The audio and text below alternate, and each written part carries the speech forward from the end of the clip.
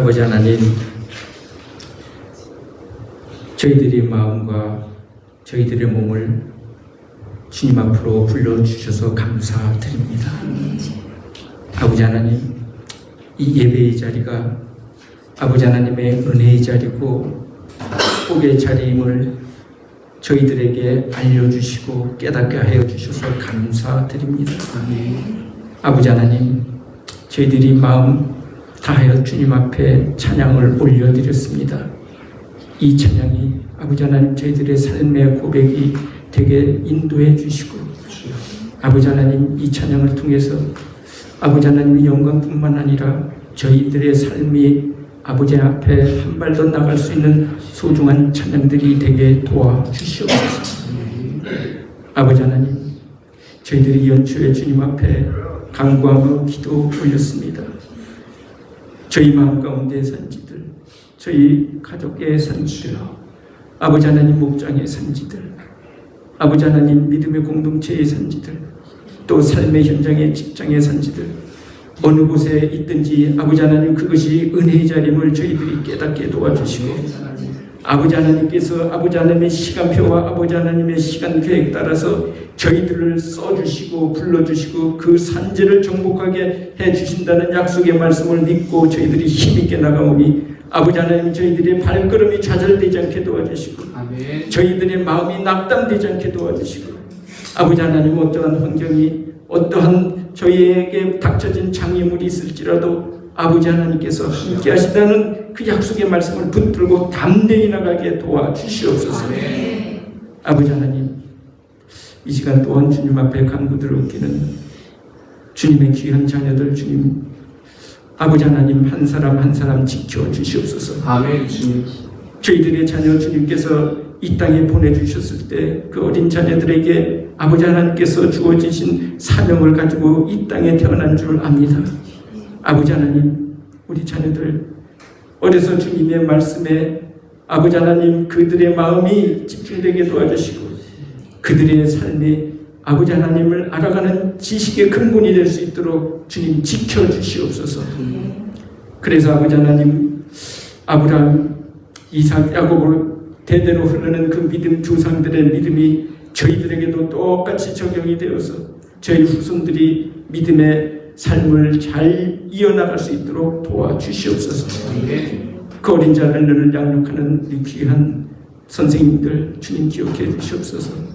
아버지 하나님, 아버지 하나님의 말씀으로 그들의 삶을 윤택해 해주시고 그들의 삶을 아버지 하나님 자유함과 행복한 삶을 통해서 귀한 어린 자녀들을 잘 양육할 수 있도록 도와주시옵소서. 아멘. 아버지 하나님, 영물로 하신 우리 어른들 주님 기억해 주시고 아버지 하나님 두 무릎에 힘이 없어 이 자리에 참석하지 못하는 어른들 주님 기억해 주시고 아버지 하나님 나라에 가는 그 순간까지 아버지 하나님 붙들고 이 세상을 참으로 아버지 하나님 행복한 마감을 할 수 있는 힘을 허락해 주시고 저희들 마음에도 아버지 하나님 그 천국의 소망을 품고 살아갈 수 있도록 도와주시옵소서. 아버지 하나님, 또한 많은 역경과 어려운 가운데서 환경이 여의치 않지만은 아버지 하나님의 말씀을 들고 아버지 하나님 믿음의 발걸음을 걷는 많은 선교지의 선교사님들, 특별히 우리 목장 식구들이 아버지 하나님 함께하며 기도하며 격려하는 그 선교지의 선교사님들 가정 주님 지켜주시고 그들 자녀와 그 가정을 주님께서 보호해 주시옵소서. 아버지 하나님 말씀을 전하는 목사님 주님 기억해 주시고 그 말씀을 통해서 아버지 하나님께서 저희와 함께 하시고 아버지 하나님께서 저희를 이끌어 주시고 아버지 하나님께서 일하고 계신다는 그 사실을 아버지 하나님 배워 알게 도와주시고 아버지 하나님 저희들이 잘 훈련을 받아 또한 일주일 삶을 살아가는데 원동력이 되고 힘이 되고 아버지 하나님 살아갈 수 있는 능력의 시간이 되게 도와주시옵소서. 아버지 하나님, 저희들 마음 가운데 아버지 하나님 우리 가정 참 어려운 가정도 있습니다. 여러 가지 건강의 어려움, 또한 경제적인 어려움, 아버지 하나님 저희들이 알지 못하는 많은 어려움들이 있을지라도 아버지 하나님 그것에 아버지 하나님께서 함께 하셔서 가장 좋은 길로 인도하실 줄 믿는 마음으로 아버지 하나님 평강의 마음 허락해 주시고 아버지 하나님 그들을 인도해 주시옵소서. 이 자리에 모인 주님의 귀한 우리 믿음의 공동체들 마음을 다하여 주님 앞에 드리는 예배가 주님 기뻐하시는 예배가 되게 도와주시고 아버지 하나님 이 자리를 통해서 아버지 하나님 저희들의 영혼이 다시 새롭게 하늘나라로 향하여 할 수 있는 마음을 허락해 주시고 아버지 하나님의 원하시는 영혼 구원에 저희들의 시선이 늘 집중될 수 있는 귀한 시간 되게 도와주시옵소서. 모든 것 주님께 감사드리며 예수님 이름으로 기도드립니다.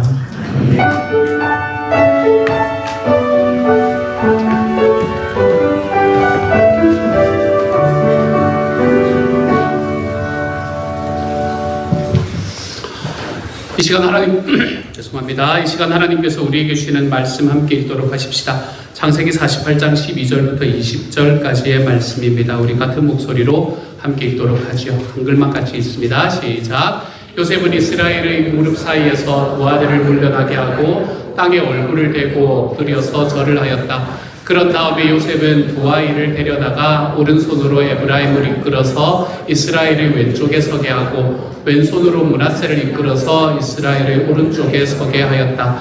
그런데 이스라엘은 에브라임이 작은 아들인데도 그의 오른손을 에브라임의 머리 위에 얹고 므낫세는 맏아들인데도 그의 왼손을 므낫세의 머리 위에 얹었다. 야곱이 그의 팔을 엇갈리게 내민 것이다. 야곱이 요셉을 축복하였다. 나의 할아버지 아브라함과 아버지 이삭을 보살펴 주신 하나님, 내가 태어난 날로부터 오늘에 이르기까지 나의 목자가 되어 주신 하나님, 온갖 어려움에서 나를 건져 주신 천사께서 이 아이들에게 복을 내려 주시기를 빕니다. 나의 이름과 할아버지의 이름 아브라함과 아버지의 이름 이삭이 이 아이들에게서 살아있게 하여 주시기를 빕니다. 이 아이들의 자손이 이 땅에서 크게 불어나게 하여 주시기를 빕니다.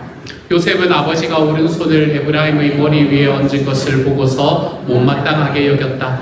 요셉은 아버지의 오른손을 에브라임의 머리에서 므낫세의 머리로 옮기려고 아버지의 오른손을 잡고 말하였다. 아닙니다, 아버지. 이 아이가 맏아들입니다. 아버지의 오른손을 큰아이의 머리에 얹으셔야 합니다. 그러나 그의 아버지는 거절하면서 대답하였다. 나도 안다, 내 아들아, 나도 안다. 므낫세가 한 결례를 이루고 크게 되겠지만 그 아우가 형보다 더 크게 되고 아우의 자손에게서 여러 결례가 갈라져 나올 것이다. 그날 야곱은 이렇게 그들을 축복하였다. 이스라엘 백성이 너희의 이름으로 축복할 것이니 하나님이 너를 에브라임과 같고 므낫세와 같게 하시기를 빈다고 할 것이다. 이렇게 야곱은 에브라임을 므낫세보다 앞세웠다. 아멘. 오늘의 말씀은 제가 말씀을 준비하면서 그리고 준비하고 난 다음에 이제 주일 아침에 한 2번 읽어보거든요. 그런데 오늘 아침에는 별로 읽을 시간 너무나 바빠가지고 읽을 시간이 잘 없기는 했었는데 오늘 말씀을 준비하면서 제 마음에 은혜가 참 많이 되는 그런 말씀이었습니다. 저는 은혜가 되는 말씀을 전하면 목소리가 좀 낮아져요. 그래서 여러분 잠이 올지도 모릅니다. 정신을 똑바로 차리시고 쪽바로 차리시고 사모님께서 뒤에 히터 조금만 낮춰주셔가지고 잠을 못 자도록 좀 해줘요. 너무 아까웠어요. 전 진짜 좋은데 여러분 같이 못 들으면 너무 아까워서. 야곱이라는 사람은 성경의 많은 인물들 중에서 특별한 매력을 지닌 인물입니다. 야곱은 분명히 아브라함의 손자고 이삭의 아들이었습니다. 그렇죠? 그리고 아브라함의 손자고 이삭의 아들이었기 때문에 약속을 받은 사람이었고 그는 그 백성들의 족장이기도 했던 사람이었습니다. 하지만 우리가 그의 인생을 보고 있자면 도무지 그가 진짜 하나님을 믿는 사람이 맞나? 라는 생각을 할 때가 적지 않을 만큼 그 인생은 우리에게 하나님을 믿는 사람의 모습을 보여주는 전형이라고 이야기하기는 힘듭니다. 그의 삶의 변화는 조금씩은 일어나는 것 같지만 참 지지부진해 보입니다. 그래서 좀처럼 변하지 않는 우리의 모습을 야곱의 모습에 빗대어 보면서 우리는 때로 위로를 얻기도 하죠. 야곱 같은 인간도 있는데 이러면서 말입니다. 우리는 위로를 얻기도 하죠. 그는 믿기는 하는 것 같은데 그의 삶 속에서 믿음의 증거 같은 것은 별로 보이지가 않습니다. 그는 기질 또한 약삭빨라서 사람들을 속일지언정 절대로 속으려고는 하지 않는 사람이었죠. 근데 이상하게 절대로 안 속으려고 했던 그 야곱이 교활한 외삼촌 라반을 만나서 인생의 고생도 좀 합니다. 인생의 쓴맛도 좀 봅니다. 그는 믿음보다는 잔머리를 더 많이 사랑했던 사람이었습니다. 저는 제 인생에 가장 잔머리가 뛰어난 사람은 제 아내라고 이야기했거든요. 저희 아내도 저에게 그렇게 고백합니다. 자기는 잔머리의 여왕이다 이렇게 이야기를 합니다. 이게 제 말이 아니고 저희 아내의 말이에요. 큰 머리는 없고 잔머리의 제왕이다 이렇게 이야기를 합니다. 어쨌든 그런데 저희 아내보다도 오히려 더 잔머리가 많지 않은가, 잔머리를 더 많이 굴리지 않는가라고 생각하는 사람이 이 야곱이었습니다. 이 야곱은 여러 부인들이 있었는데 그 여러 부인들 틈에서 갈등합니다. 그리고 갈등할 뿐만 아니라 많은 자녀들이 있었는데 그 많은 자식 중에서 자기가 진짜 사랑했던 여인 라헬의 아들이었던 이 요셉을 특별하게 편애합니다. 여러분, 이러한 삶을 바라보면 야곱이 얼마나 미숙한 아버지였는지가 너무나 잘 드러나지 않습니까? 그렇죠? 이처럼 미숙한 아버지와 부인들은 서로 막 갈등하고 싸우는 이런 가정에서 자란 자식들이 잘 자라고 화목하게 산다? 불가능하잖아요, 여러분. 그러니까 그 자녀들은 개차반이었습니다. 맏아들 루벤은 아버지의 첩이었던 빌하를 범합니다. 둘째와 셋째 아들인 시므온과 레위는 세겜 족속이라는 그 사람들에 대한 대학살극을 저지릅니다. 그 사람들만 대학살극을 저지른 게 아니라 나머지 아들들도 다 그 학살극에 동참하고 노략질에 가담합니다. 여러분, 이런 자식들의 모습을 보면 여러분은 어떻게 이야기를 하십니까? 이놈이 누구를 닮아서 이렇게 말해요. 그러면서 눈은 옆에 있는 사람을 보지 않습니까? 이놈이 누구를 닮아서. 야곱도 그 아이들이 자기를 닮았다고는 전혀 인정하지 않았던 것 같습니다. 자기 때문에 이 일이 벌어졌다라는 것, 자기를 보고 배웠던 자녀들이 그렇게 살아가고 있다는 걸 전혀 인정하지 않는 야곱이, 여러분, 이런 자식들을 볼 때 무슨 낙이 있겠습니까, 인생에. 그의 가정은 콩가루 집안이었습니다. 아무리 봐도 콩가루 집안인 가정이었어요. 이런 야곱의 삶 속에서 하나님이 인도하신 하나님의 손의 흔적, 여러분, 이런 거 찾는 게 쉽지가 않습니다. 아니, 하나님의 손은 보이기는 하는데 하나님의 손이 그에게 나왔을 때 야곱이 그 손을 붙잡고 인생을 걸어가는 장면, 굉장히 보기가 드뭅니다. 그는 이익과 손해가 걸려있거나 자기의 삶에 막 절박할 때, 이럴 때만 하나님을 의지합니다. 그럴 때만 하나님께 부르짖습니다. 마치 누구의 모습을 보는 것 같아요? 내 모습 보는 것 같아요. 제 모습을 보는 것만 같습니다. 나이가 젊었을 때는 좀 그럴 수 있다고 합시다. 나이가 좀 젊었을 때는 뭐 그렇게도 살고 저렇게도 살고 인생 뭐 여기 당구공처럼 여기도 좀 튀고 저기도 좀 튀면서 살았다고 합시다. 이제 노년의 야곱을 우리가 한번 보면 그 인생이 좀 나아져야 될 거 아니에요. 근데 노년의 야곱을 보아도 야곱에게서 도저히 경건한 모습, 믿음이 성숙했다는 모습은 찾아보기가 어렵습니다. 이집트에 억류된 형제 시므온도 구해야 됐고 곡식도 필요로 했던 아들들이 이제는 베냐민을 데리고 이집트로 다시 가야 합니다 라고 자기 아버지에게 이야기했을 때 야곱이 했던 말이 요 말입니다. 같이 한번 읽어봅시다. 이해가 안 되는 말입니다. 같이 읽습니다. 시작. 막내를 너희와 함께 그리로 보낼 수는 없다. 그 아이의 형은 죽고 그 아이만 홀로 남았는데 그 아이가 너희와 같이 갔다가 또 무슨 변을 당하기라도 하면 어찌하겠느냐. 너희는 백발이 성성한 이 늙은 아버지가 슬퍼하며 죽어서 수올로 내려가는 꼴을 보겠다는 거냐. 그럼 뭐라 그럽니까? 이 아이의 형은 죽고 그 아이만 홀로 남았답니다. 나머지 자녀들은요? 거기는 자기 아들들이 아닌가요? 거기 내려가겠다는 사람들도 다 자기 자녀 아닙니까? 그렇죠? 근데 걔들은 하나도 안 보이는 겁니다. 걔들은 하나도 인정하지를 않는 겁니다. 그러면서 야, 이 아이 하나만 나한테 남았다. 이런 이야기를 하는 아버지의 모습. 그것도 자기의 자녀들 앞에서. 여러분, 얼마나 미숙한 어린아이 같은 모습입니까? 이때 야곱의 나이 거의 120살이 넘었을 때입니다, 여러분. 120살이 넘은 야곱의 입에서 이런 이야기가 나오는 것을 우리가 보게 됩니다. 그에게 비록 믿음이 좀 있었다고 하더라도 믿음이 있었는 것과 상관없이 그의 성품은 진짜로 미숙한 사람이었습니다. 여기서 사람들은 믿음보다는 성품이 더 중요하지, 이렇게 이야기하는 사람들이 있습니다. 정말 그런가요, 여러분? 우리의 삶의 믿음과 성품은 따로 가도 괜찮은 걸까요? 우리는 이런 사람이 교회 안에서도 문제가 된다는 것을 부인할 수가 없습니다. 믿음은 있는데 성품이 힘든 사람들, 그런 분들은 사실은 교회에 보탬이 되지 않는 경우가 많습니다. 만일 하나님께서 우리의 죄를 따라서 처벌하시고 죄악을 따라 갚으셨다면 야곱은 진즉에 지옥에 떨어지고도 남을 만한 인간이었을 겁니다. 하지만 주님은 우리의 죄를 따라 처벌하지 않는다라고 말씀하십니다. 그래서 사실 야곱은 우리가 하나님의 은혜와 축복을 누리는 것이 우리 자신의 합당함이나 우리 자신의 의로움에 근거하지 않고 오직 하나님의 선택과 그분의 약속에 있다는 것을 보여주는 적임자예요. 아브라함 같은 사람을 생각하면 야, 나는 그 사람처럼 안 될 것 같아, 이런 생각이 드는 때가 있습니다. 다니엘 어떻습니까? 12살 때 나는 안 되지, 이런 생각을 하게 됩니다. 에스더 어떻습니까, 여러분? 에스더 내가 죽으면 죽으리라, 안 돼. 하지만 우리가 야곱을 보면, 야곱이 하나님께서 인도해 가셨던 삶을 보면 나도 되는 것 같아 라는 생각이 들 만한 적임자가 바로 이 야곱입니다. 그의 삶을 보면 별로 본받을 만한 구석이 없습니다. 다른 누군가가 내 삶을 보면서 별로 본받을 만한 구석이 없는 것처럼 말입니다. 그리고 얻을 수 있는 긍정적인 교훈이 많지 않기 때문에 그를 통해서 하나님이 어떻게 일했는가, 이걸 바라볼 수 있는 적임자가 바로 야곱이 되는 겁니다.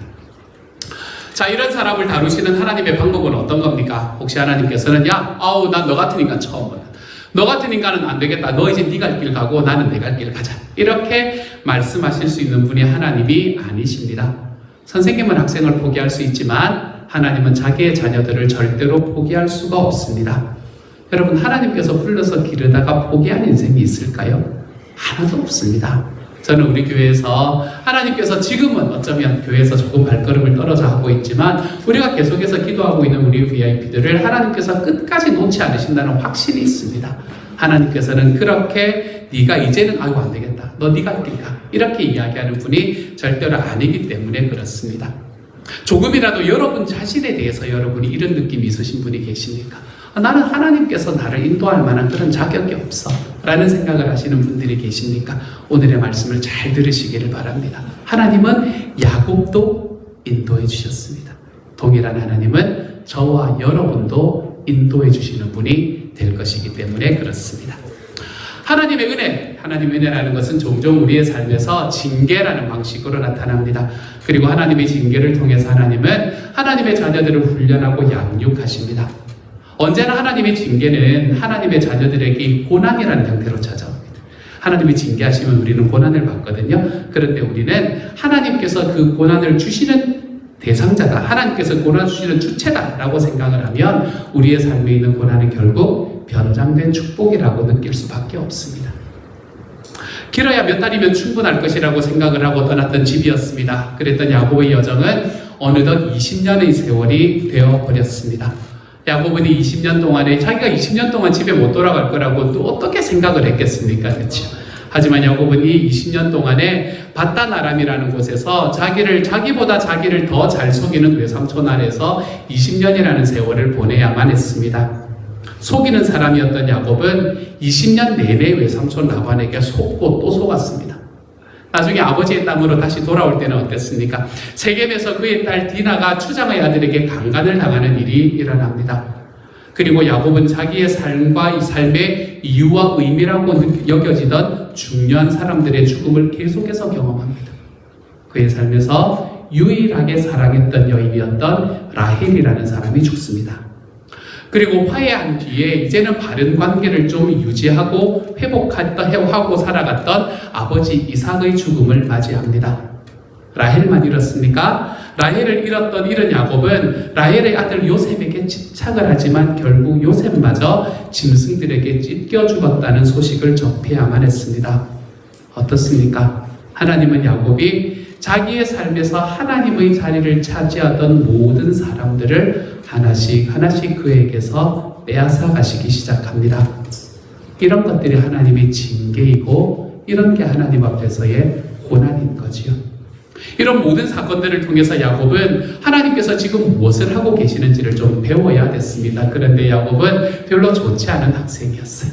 약간 뒤떨어진 학생이었습니다. 그래서 진도가 나갈 때마다 그때 그 진도에 맞춰서 잘 배울 줄 아는 학생이 아니었습니다. 다 지나간 뒤에야 비로소 아하 그때 그랬었구나 이렇게 이야기하는 학생에 더 가까웠습니다. 다시 말하면 야곱은 좀 늦게 되는 사람이었던 것이지요. 근데 하나님의 백성은 늦게라도 배웁니다, 여러분. 예전에 요즘에 있는 이야기 중에 왜 뭐죠? 갑자기 왜 생각이 안 나죠? 가장 늦었다고 할 때가 그게 우리가 아는 거잖아요. 요즘 애들은 뭐라고 이야기하지 아십니까? 가장 늦었다고 할 때가 진짜 늦었다 이렇게 이야기하면서 요즘은 그런 거 죄송합니다. 요즘은 뭐 그러면서 사는데 어쨌든 하나님의 백성들은 가장 늦었다고 할 때가 진짜 늦었다 이렇게 이야기하는 사람이 아닙니다. 하나님의 백성은 늦게라도 배우는 사람입니다. 그래서 성경을 바라보면 야곱이 그래도 조금은 배웠구나 라고 생각하게 하는 대목이 있습니다. 아들들이 이집트를 갈 때 끝까지 베냐민을 데리고 가야 됩니다, 아버지라고 이야기하는 그 대목이 나옵니다. 야곱이 처음에는 아까 우리가 읽었던 본문처럼 반대하다가 결국에는 이렇게 아들들에게 대답하는 걸 볼 수 있게 돼요. 같이 한번 읽어봅시다. 시작. 너희들이 그 사람 앞에 설 때에 전능하신 하나님이 그 사람을 감동시키셔서 너희에게 자비를 베풀게 해주시기를 빌 뿐이다. 그가 거기에 남아있는 아이와 베냐민도 너희와 함께 돌려보내준다면 더 바랄 것이 없겠다. 자식들을 잃게 되면 잃는 것이지 난들 어떻게 하겠느냐. 놀랍지 않습니까? 지금 야곱이 뭐라고 말합니까? 자식들을 잃게 되면 잃는 것이지 난들 어떻게 하겠느냐 라고 이야기하지 않습니까? 여러분 이게 무엇이 생각이 나십니까? 여러분 이 말을 들으면 누구의 이야기가 생각이 나시나요? 그 정도 되면 내가 상공부 강사 정도 해봐도 되겠다 이런 생각을 하시면 돼요. 에스더 생각이 납니다. 에스더가 뭐라고 이야기해요? 젊은 시절에 에스더가 내가 죽으면 죽으리이다 이 말하고 똑같은 이야기잖아요. 자식을 잃게 되면 잃는 거지 내가 어떻게 하겠냐 라고 이야기하는 이 야곱의 고백은 에스더가 죽으면 죽으리이다 하고 고백했던 말을 생각나게 합니다. 여러분 어떤 사람은 있잖아요. 에스더처럼 젊어서 이런 고백을 하기도 합니다. 어떤 사람은 젊어서 이런 고백을 하기도 하지만 야곱 같은 사람은 이제 나이 120몇 살이 되어서 노년에 이르러서야 비로소 이런 고백을 하는 사람이 됩니다. 드디어 야곱은 여기에서 하나님의 손에 자기가 사랑하는 소중한 사람을 맡기는 법을 배우기 시작합니다. 그의 나이 130살이 가까워서 말입니다. 이것이 저는 야곱의 모리아 경험이라고 이야기할 수 있을 것 같습니다. 무슨 말이냐고요? 야곱의 할아버지였던 아브라함이 모리아산에서 이삭을 하나님께 번제로 바쳤을 때와 비슷한 그런 경험인 겁니다. 내가 잃으면 잃는 거지 내가 어떻게 하겠냐 라고 이야기하는 이 야곱의 고백은 마치 아브라함이 모리아산에서 이삭을 바쳤을 때와 비슷한 그런 경험인 것 같습니다. 여기에서 우리는 비로소 거의 처음으로 야곱의 인생에서 이제 하나님의 은혜가 이겼구나 라는 것을 비로소 바라볼 수 있게 됩니다. 아직은 좀 희미하지만 말입니다. 그 결과는 어땠습니까? 야곱이 하나님 앞에 자기의 아들들을 좀 드리는 그런 이 삶을 선택을 하자 그 결과는 우리가 알다시피 야곱은 베냐민만 돌려받을 뿐만 아니라 자기가 생각지도 못했던 죽었다고 생각했던 사랑하는 아들 요셉까지 돌려받는 은혜를 경험하게 됩니다. 야곱은 평생 움켜쥐면서 살았거든요. 내가 이걸 얻어야 된다. 내가 이걸 얻어야 된다. 내가 이걸 얻으면 행복할 거다. 평생 움켜쥐면서 살았던 야곱이 마침내 하나님 앞에 자기의 움켜진 손을 펼치기 시작했을 때 야곱은 하나님께서 베푸시는 진짜 풍성한 은혜의 손길이 뭔지를 경험하고 맛보기 시작합니다. 자기의 자녀를 내가 확 붙잡아야겠다고 생각하던 그 손을 하나님께 탁 펼쳤을 때 하나님께서는 야곱이 기대하지도 않았던 더 놀라운 일들을 그의 삶에 베풀어 주시는 걸 경험하게 되는 겁니다. 언제요? 노년에요. 자기 인생의 끝에서 야곱은 이런 경험을 하게 됩니다. 그는 많은 사람들이 생각하듯이 움켜쥘수록 행복하다고 생각했을 겁니다. 하지만 이제 그가 손을 펴서 그 움켜쥐었던 걸 하나님께 드릴 때에 그때에 내가 비로소 진정한 행복과 평안을 누릴 수 있구나 하는 것을 배우게 됩니다. 본래 내 것인 줄 알았던 것을 하나님께서 나에게 잠시 맡겨주신 것이라는 사실을 배울 때 우리는 하나님의 은혜를 더 풍성하게 누리게 됩니다. 여러분 착각하지 마십시오. 움켜쥐는 인생은요, 우리의 삶에 괴로움을 더할 뿐입니다.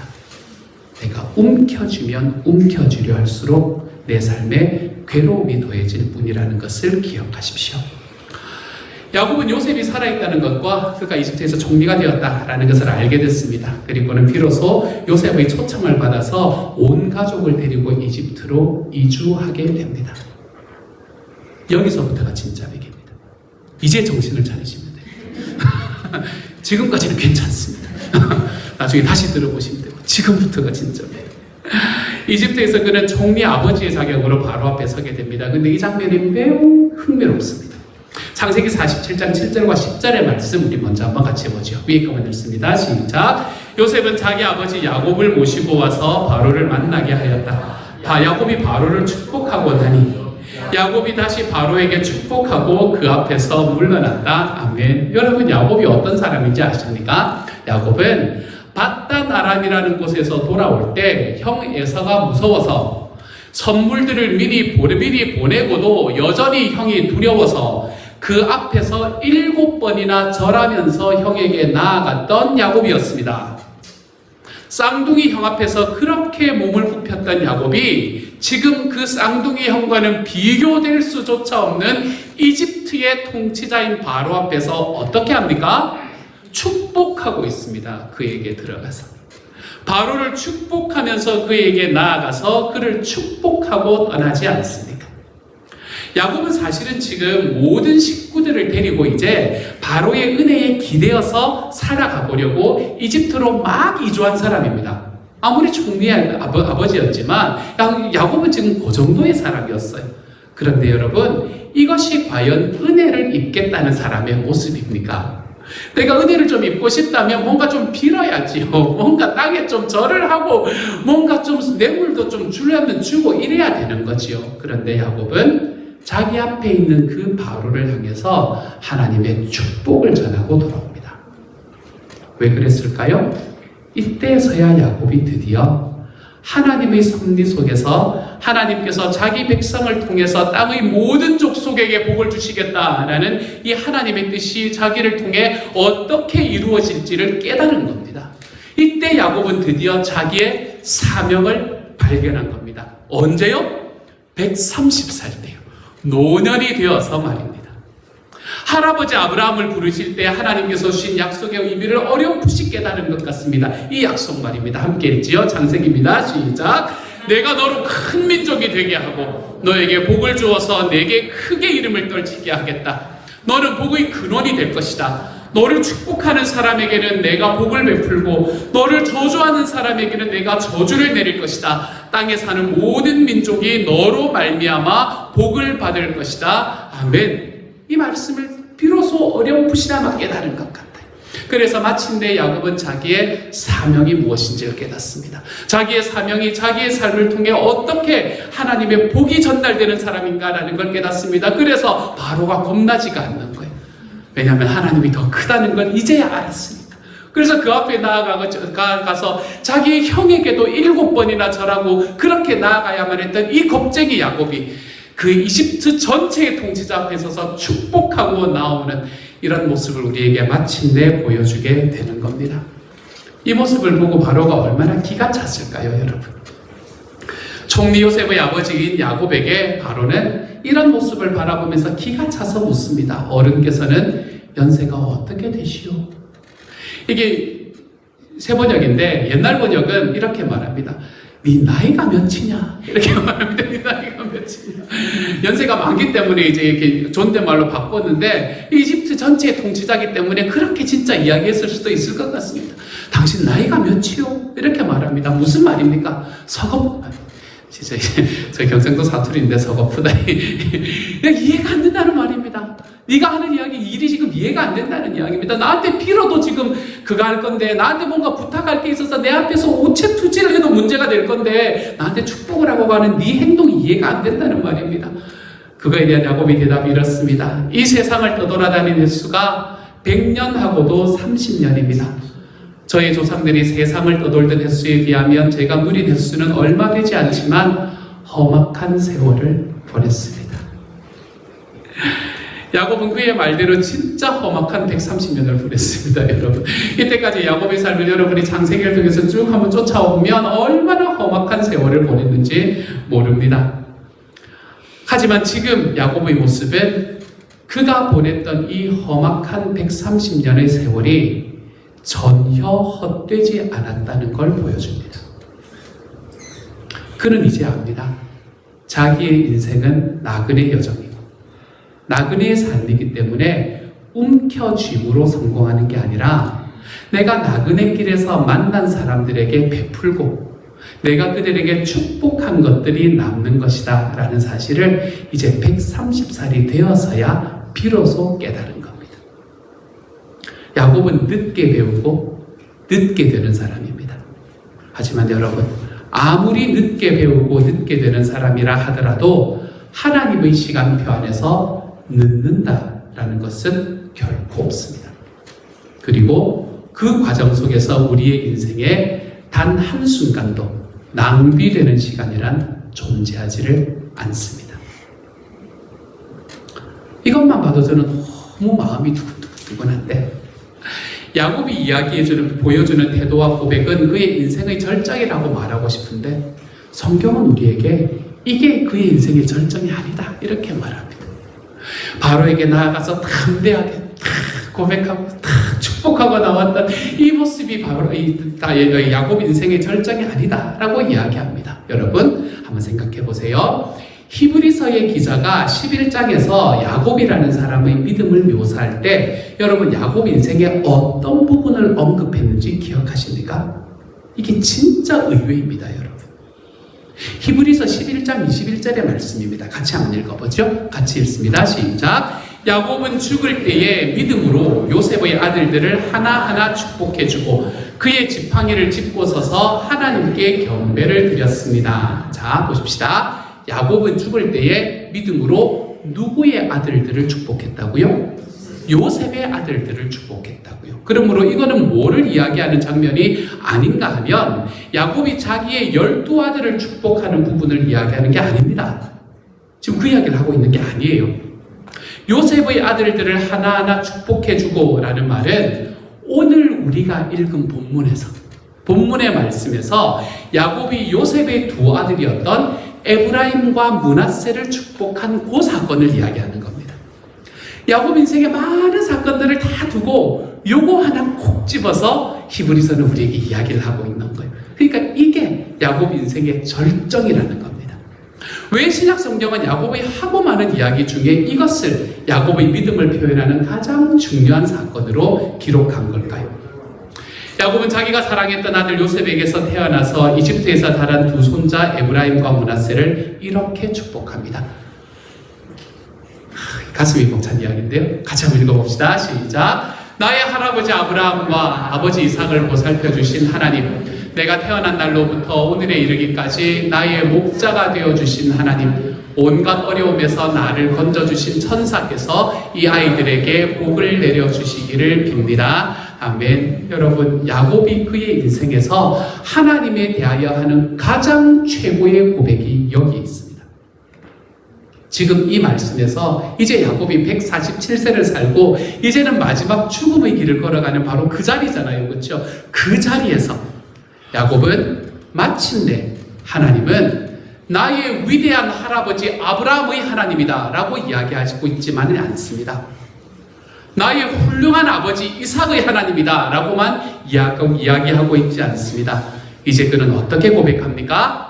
내가 태어난 날로부터 오늘에 이르기까지 나의 목자가 되어주신 분이 내 하나님이다 이렇게 고백합니다. 실로 야곱은 자기가 어머니 뱃속에서부터 하나님의 놀라운 은혜를 받은 사람이었고 평생에 하나님은 자기를 떠난 적이 없으셨으며 그분의 약속을 성취하시고 이루신 하나님이 바로 나의 하나님이다 라고 고백하고 있는 겁니다. 언제 와서요? 이제 그의 인생의 말년에 와서 말입니다. 또한 그 하나님은 온갖 어려움 속에서 나를 건져주신 천사다 라고 말합니다. 여기서 천사라는 말은 자기에게 나타나셨던 하나님을 가리킵니다.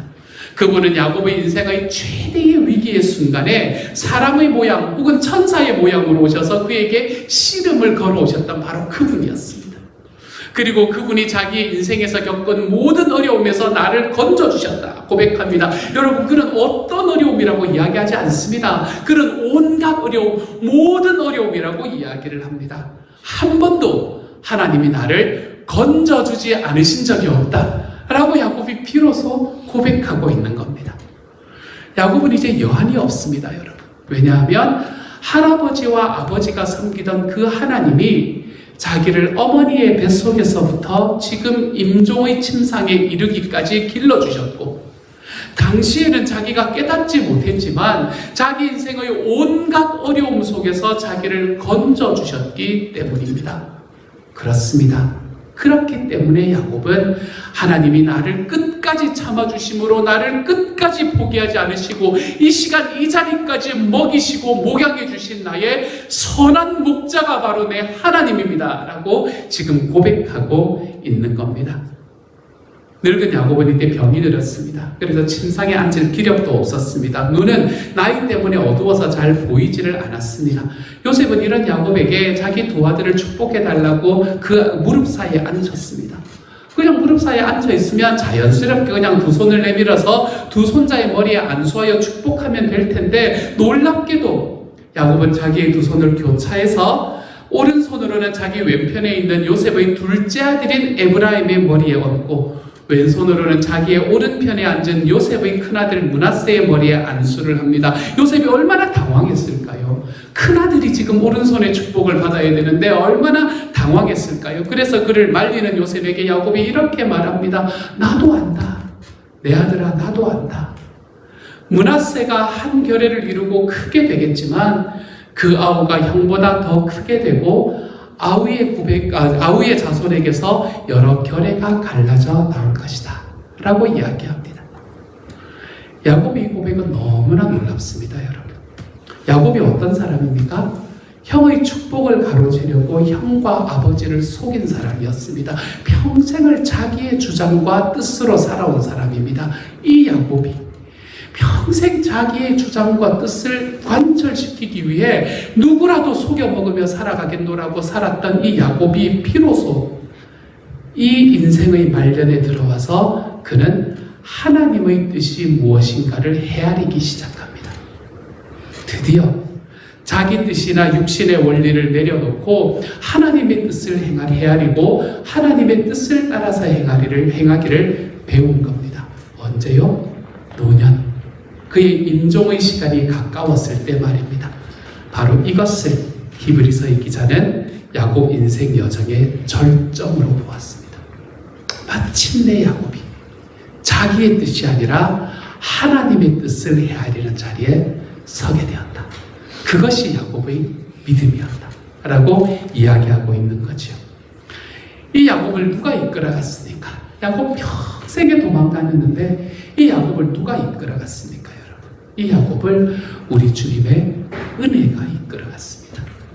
우리 주님의 은혜가 이 야곱의 삶을 단 한순간도 놓지 않고 하나님 앞에 끝까지 아니라고 이야기하는 그 순간에도 이 야곱의 삶을 끝까지 이끌고 갔습니다.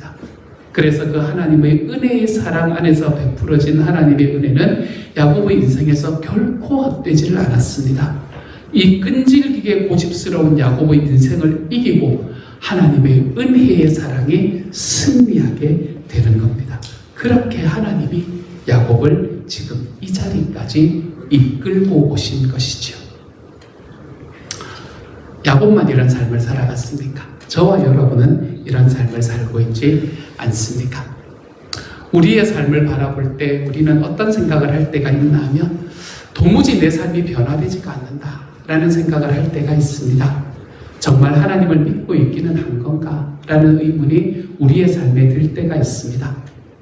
사람은 이런 일들을 참아줄 수가 없습니다. 하지만 하나님께서는 그런 나를 끝까지 참고 기다리신다 라고 이야기합니다. 하나님은 우리를 끝까지 포기하지 않습니다. 하나님은 우리에게 끝까지 하나님의 사랑으로 붙들어 주시는 분이십니다. 이 하나님을 여러분의 삶에서 경험할 수 있기를 소망합니다. 늦었다고 생각하는 그때가 진짜 늦은 거다. 절대 그렇지 않습니다, 여러분. 하나님은 우리의 삶에 결단코 포기하지 않으시는 분이 우리 하나님이십니다. 여러분의 나이가 어떻게 되든 이런 노래 불러야 되는데, 그렇죠? 제가 무슨 노래 부르는지 아시나요? 다들 아시는 분이 내 나이가 어때서? 우리의 삶에서 하나님 앞에 그러한 고백으로 나아갈 수 있기를 소망합니다. 내가 나이가 30이 되었건 40이 되었건 50이 되었건 60이 되었건 90이 되었건 100이 되었건 하나님께서 나의 삶을 이끌어 가시는 그 하나님의 삶에는 포기가 없다. 주님의 사랑에는 포기가 없다. 이것을 우리의 삶에서 경험하며 살아갈 줄 아는 하나님의 사람이 되기를 소망합니다. 그래서 우리의 인생에 내가 얼마나 대단한 사람인가를 보여주려 하지 마십시오. 나 같은 인생도 포기하지 않고 하나님의 사람으로 만들어 가시는 하나님의 사랑과 은혜가 야곱에게 나타났던 것처럼 나에게도 나타나기를 원합니다. 언제요? 지금. 그렇게 하나님 앞에 좀 고백하며 걸어갈 줄 아는 주님의 사람이 되어 가십시다. 이렇게 걸어가다 보면 여러분, 우리의 삶에 배울 수 있는 한 가지의 교훈은 하나님의 징계와 교훈은 우리의 인생의 시간이라는 그릇 속에서 담겨서 실행되기 때문에 우리 그 하나하나는 언젠가는 하나님 앞에서 하나님 앞에서 변화되는 그러한 시간이 되는 것이지 우리의 삶에 결단코 낭비되는 시간은 없다는 것을 우리는 경험할 수밖에 없습니다. 여러분, 야곱의 인생에 험악했던 130년의 세월 결코 그에게는 낭비되는 시간이 아니었습니다. 여러분의 삶 속에서 지금 여러분의 삶에 살아왔던 여러분의 51년의 세월, 저를 말하는 거예요. 51년의 세월 결코 낭비가 아닙니다, 여러분. 하나님께서 우리 교회에 여러분의 첫 발걸음을 들이실 때부터 지금까지 10년의 세월, 5년의 세월, 20년의 세월 결코 헛된 길이 아닙니다. 하나님은 저와 여러분의 삶에서 모든 시간들 하나하나를 다 사용을 하셔서 우리들의 삶을 주님의 사람으로 바꾸어 가십니다. 그래서 언젠가 우리도 하나님 앞에서 기가 막힌 이 야곱 같은 진국 같은 이런 고백을 할 수 있게 될 겁니다. 그러므로 지금 좀 아무것도 안 되는 것처럼 여겨지는 때가 있다고 하더라도, 내 삶에 뭔가 더디게 걸어가는 것 같은 때가 있다고 하더라도 여러분의 모든 시간을 통틀어 단 한순간도 낙심하지 말고 걸어갈 줄 아는 하나님의 사람이 되어 가시기를 소망합니다. 마지막으로, 그것이 나에게 다가오는 이야기였다면 여러분, 우리가 하나님께서 우리 형제의 인생에 주실 승리의 날도 존재할 것을 기다리며 그들을 좀 사랑하고 용서하면서 걸어가 볼 수 있기를 소망합니다. 오늘 계속해서 말씀드렸듯이 야곱은 전형적으로 늦게 되는 사람이었습니다. 반면에 다니엘은 그 나이 티네이저 때 내가 하나님의 사랑을 깊이 깨닫고 내가 하나님 때문에 내 몸을 더럽히지 않으리라 이렇게 이야기하면서 자기의 친구들 모아가지고 클럽을 만들었던 그런 사람이 다니엘이었습니다. 어떤 사람은 일찍 됩니다. 어떤 사람은 늦게 됩니다. 여러분은 다니엘은 겁니까? 야곱과 합니까? 이것이 우리에게 무슨 문제가 있습니까? 아무런 문제가 없습니다. 내가 다니엘과이든 야곱과이든 우리에게는 아무런 문제가 없습니다. 우리 주변에 있는 사람에게도 마찬가지입니다. 하나님의 우리 은혜가 우리의 질긴 인생을 이긴다는 사실을 알기에 우리는 하나님을 신뢰하고 기다리는 마음으로 우리의 형제들을 좀 사랑할 줄 알아야 되겠습니다. 하나님께서 여러분의 인생을 끝까지 기다려 주시듯이 여러분도 또한 좀 늦게 되는 형제의 인생을 끝까지 기다려 주시기를 소망합니다. 하나님께서 그의 인생에도 은혜의 승리를 주실 날을 기다리십시오. 이것이 야곱처럼 늦게 되는 사람을 사랑하는 우리의 방식이 되도록 하십시다. 우리는 우리 자신을 포함해서 누구라도 포기할 자격도 없고 포기할 수 있는 권리도 없습니다. 하나님의 한없는 언약의 사랑, 실패할 수 없는 은혜를 이길 수 있는 인생이 없다는 것은 우리로 하여금 어떤 사람을 향해서도 절망하거나 포기하지 않도록 만들 수 있습니다. 사랑하는 여러분, 이 사람은 내가 10년을 섬겼는데 하나도 안 변하네. 이제 그만할까? 라고 생각하는 분들이 계십니까?